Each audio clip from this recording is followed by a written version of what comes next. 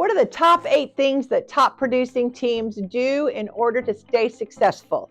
Good question, right? I was at a conference recently, and there was a gentleman who brought in and showed us where they had gone out and they did a survey of all the top producing teams in the country, and then looked for consistencies among them, and 8 things came up. And I'm going to share those 8 things with you right now. Number 1, you need to have a predictable environment. What do I mean by that? Standards, expectations, a cadence to your day. Do you have a place to go? Are you there consistently? Is your team there consistently? Do you have consistent team meetings?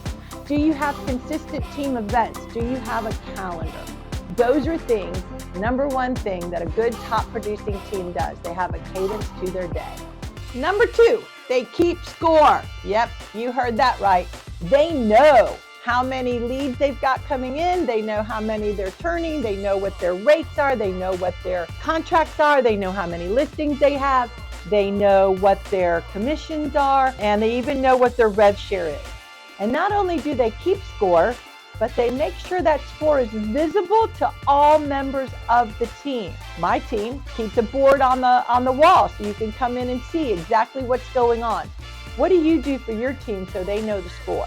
Number 3, team leaders actively plan and manage their time. They're going to plan their day and their week and their month, and they're going to leverage their calendar to block time, and they mostly honor that calendar.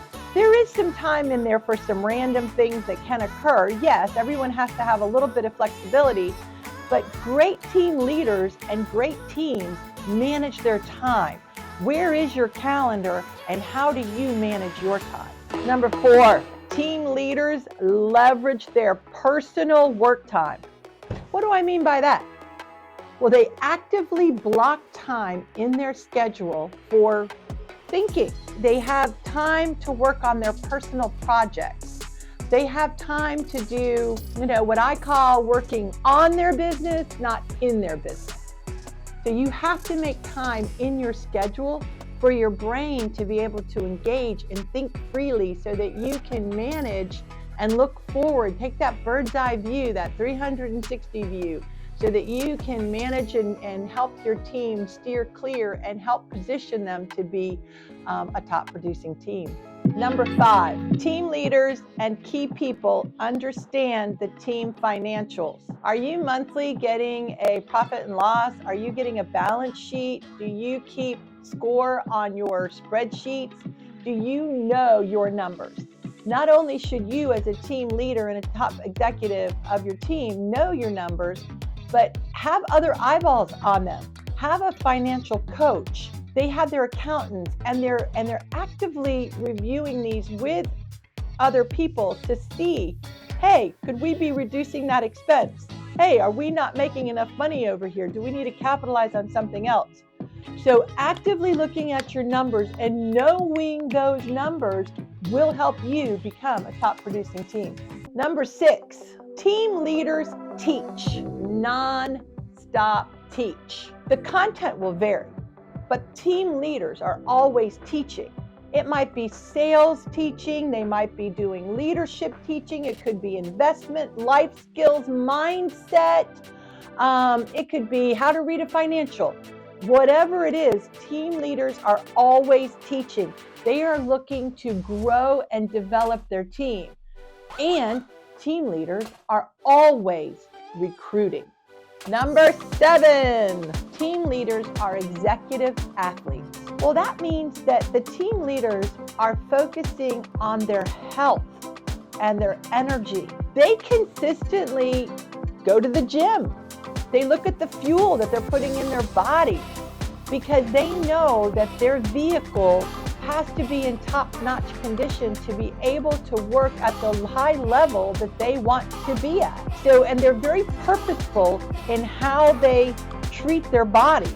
And they're also very careful with their circle of people that they hang out with. They're looking for people that are also, high-minded, high energy, high-tuned, athletic type. And I don't mean that you have to be a, pumping iron fiend, that you're in the gym, 20 hours a day. I'm talking about people that consistently make sure that their body is being taken care of. And they want to be around other people and their mind so that other people are feeding into them and they're feeding them. The reciprocation goes on. So their circle of friends are very important to them, that they're also of that same caliber. And they can all remember a time when they were not very careful with the people that they hung out with and how it brought them down. So you are who you hang out with. Number 8, team leaders know their value proposition. Why would somebody come and work with you? And team leaders are always recruiting. So you know what your team stands for, you know what you bring to the table, and can confidently express that to somebody. So if you're not sure what your purpose is, that may be why your team isn't doing as well. Spend some of that quality time thinking about your value proposition. And then make sure that you can confidently and easily explain that to somebody. And then you're always recruiting. You want to bring them into your perspective and your world. Recruiting is super important. It solves all problems.